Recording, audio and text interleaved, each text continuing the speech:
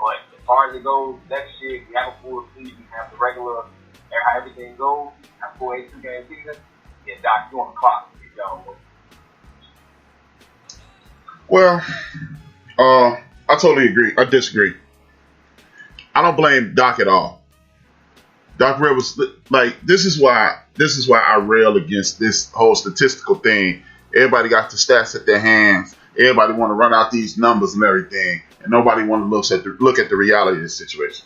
I started at the top of the conversation that Big Illinois had. The top of the conversation was this. Well, what was the top of the conversation was Bobby Cox did it. Bobby Cox quit when he was ready to. Nobody talked about Bobby Cox cheating. You know what they talked about? They talked about the successes and how difficult it is to get in that position every year with the Atlanta Braves. He was celebrated. That's the first point. Second point, Larry Brown coached for 1 billion years and didn't have any NBA championships and only one NCAA championship for 2005, and he was losing his ass off in big games as well. The third thing, Doc Rivers, the fact, okay, he got more Game 7 losses than anybody else. Let's go back to when he first got his career started in the National Basketball Association. He got one of the chokingest motherfuckers in the NBA history as his lead dog. Grant Hill is hurt all these years, and Doc Rivers gets the blame for it. Because Tracy McGrady has shown time and time again he is not going to show up when it counts. Then, you give him a solid team with the Boston Celtics. Kendrick Perkins blows out his knee. They lose in Game 7 against Kobe Bryant and the Lakers. Then you get to the Chris Paul situation with the Clippers. I've never heard anybody, say, man, get a ball to Blake. We gonna kick their ass. You know what we missing? Blake Griffin. Because nobody in the history of the world will say those things. Blake Griffin is not a difference maker. Therefore, I can't get mad at Chris Paul. I can't get mad at Doc Rivers because he has had inadequate talent around him. Now, the reason I will give him some of that Blake Griffin talent is because he reconstructed that team around Chris Paul and Blake Griffin. When you reconstruct the team around two dudes who you have faith in and they don't come through, then hey, bro, that's your fault. With this situation, it is amazing how people keep saying Doc Rivers didn't make the proper adjustments. Doc Rivers' offense was getting Lou Williams, Kawhi Leonard, and Paul George wide open shots that they were flat out missing. I'm trying to understand what is the play you call to make a professional hit a wide open shot. I don't know that play. It might be a play somewhere out there that ain't nobody told old HRap about. But as far as I know, there is no play to make professionals hit shots. What play do you call to allow one dude to outscore a 2 or 3 time 6 man of the year, a 5 or 6 time NBA All-Star, and a 2-time Finals MVP alone? Murray, I think he's a 1-time All-Star or a no-time All-Star, outscored Kawhi Leonard, NBA future Hall of Famer, Paul George, and Lou Williams by himself. They had 30-something. He had 41. I don't see how that's the coach's fault whatsoever. Please help me understand.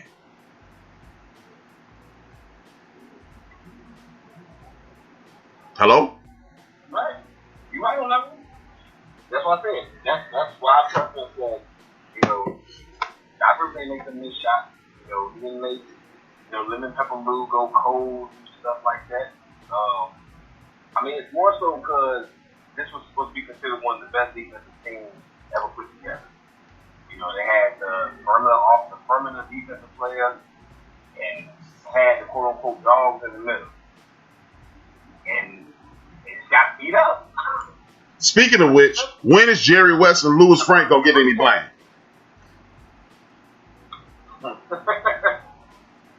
I'm still waiting on the dudes who assembled this team, because a year ago today, everybody was telling me how the Lakers They ain't got a chance. Broussard, everybody who jumped off that LeBron James bandwagon jumped straight on this Clipper bandwagon and said, watch, it's over for their ass. And now it's crickets.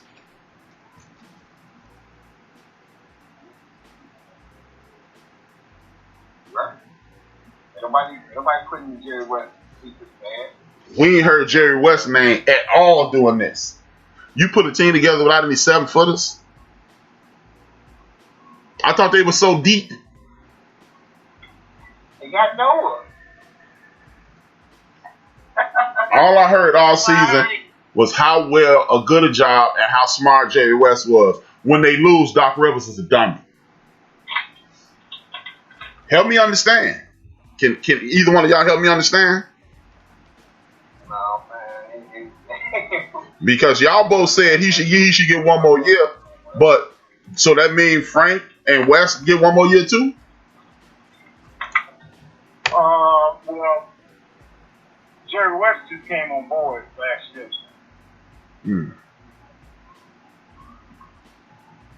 And Jerry West got a track record. That's what I'm saying. I'll give him one more year because I'm quite sure they're going to upgrade that point guard position and at least get them a big man that can do something, man. Even if you can give me motherfucking 10 points or something, do something, man.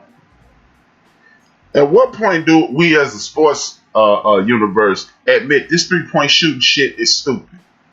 Because all them 3-point shooting teams watching it in the bubble right now.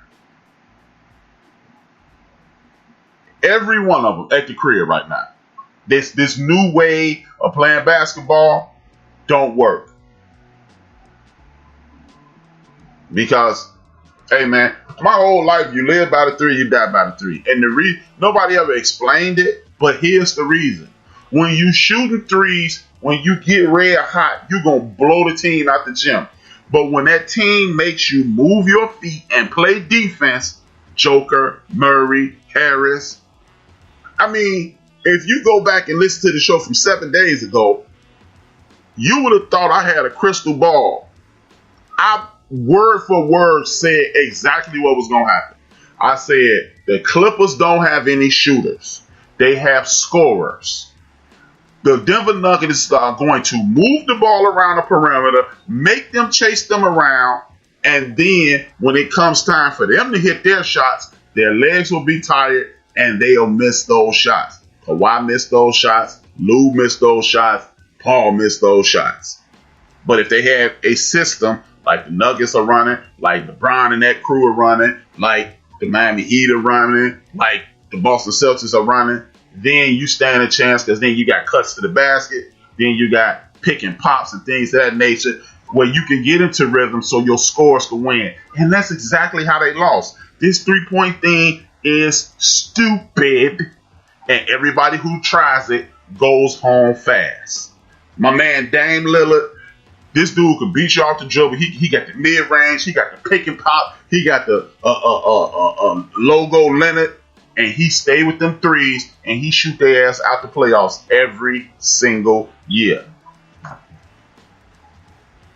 At what point do we just realize, stop listening to the dudes sitting behind computers and start realizing the computer does not understand when you're fatigued?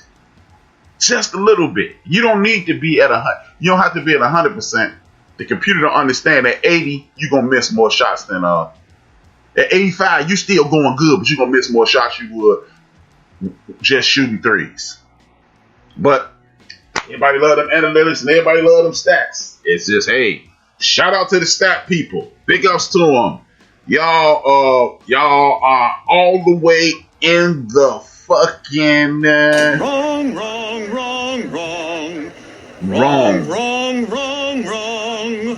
You're wrong. It's bananas, man. I want to get into two things before we move on.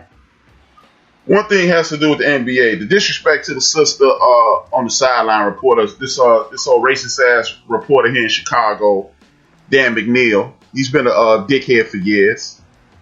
He said the sister's dressed like a porn star. Speak on that, man. What y'all think? Disrespect. Disrespect overall, man. Like, sucks that he would speak on her like that. Especially when, we know there's always style and stuff back there, so the way that they wanted her to look was that way. But the fact that he spoke on that, it's sickening, man. It's sickening. Big Illinois? And they popped his ass good form, but she wasn't even dressed like that. I was actually digging the legs, man. He's used to those motherfucking 70s porn chicks or something. I didn't see when she was dressed like that. But still, he could have found something else to say. I guess he didn't want to say nappy-headed holes, so he said porn. So I understand that. I definitely understand it. I understand there's just this pure lack of respect that our community has, and this is another reason. This is part of the reason I would say I would be disappointed in Prime if he left, because simply we keep waiting on their approval, and we're not going to get it. You know, this sister been on that network for a few years. You got people on ESPN taking up for Maria Taylor's her name. She out there dressed the way people dressed in this millennial. He want to be living in the 50s and the 60s. And I've seen some of those white girls on the sideline dressed way more scantily than that. And him and others don't have anything to say. Of course, you know, when you living in this Donald Trump world and you got these damn bigots being emboldened, this is why I say we need to tell these people, fuck, I'm not going to your school now. Because guess what? That nappy-headed hoe is my sister. This porn star is my sister, aunt, cousin. And since y'all don't respect them, we ain't gonna come to y'all schools. You got other people. I can't think of the reporter right now. You got other reporters that's sitting up talking about these ball players, Duke and Kansas, are doing them favors. Okay. No need. Okay, we don't want y'all to do us no more favors. Because when you got people like Lindsey Hunter, Kenny Anderson down at Fitz, George Lynch at Clark Atlanta, and other brothers who are doing their thing, and they get to recruiting these big time brothers, then we can have some of these HBUs doing them favors. And I know that has nothing to do with Maria Taylor, but at some point we must separate. At some point, when you continue to systematically disrespect us, when you not systematic, continuously disrespect us, at some point we need to fire back, and that's how you fire back. Period. If it's on me, the Score Sports Radio in Chicago, if you from our community, you shouldn't ever do another interview on that network. They got rid of Jonathan Hood. They got rid of my homegirl Nicole husband, Jeff Goff. And they got rid of all the brothers from that station. There's one dude who's still there. He been there for about 20 years. Big ups to him. He went to DePaul. I can't think of his name right now. But this station, Dan McNeil and that other dude, they've been saying racist stuff for years. And now they just happen to say it. It's just like the violence in Chicago. The stuff that they've been saying on air, it's been racist for decades. Since the 1990s, when I first started listening to Sports Talk Radio with Dan Jiggis and Mike Northo, suspected white supremacist ass. But he finally got called. Big ups to Maria Taylor. Tell dude he need to hurry up, find something to do. And since you ain't got no job no more. Sit your ass down. Sit your ass down. With that being said, I want to talk to y'all. Let's have a little fun, man. There's been a lot of injuries in the NFL this week, and I'm not going NFL. What I am going to do is talk about, and I'm asking this to the listeners too. Who had the best short run in sports history? Who had the best short run in sports history? Bo Jackson, short run. Shannon Sharp, short run. Listen, we can go through history and see people, injuries interrupted what would be a awesome career. Anthony Hardaway, Gilbert Arenas, so forth and so on. Who do y'all think had the best short run in sports history? Either one of y'all can take the floor on that. Hey, you know what? You know who I say Remember that like 3-year stretch that Ryan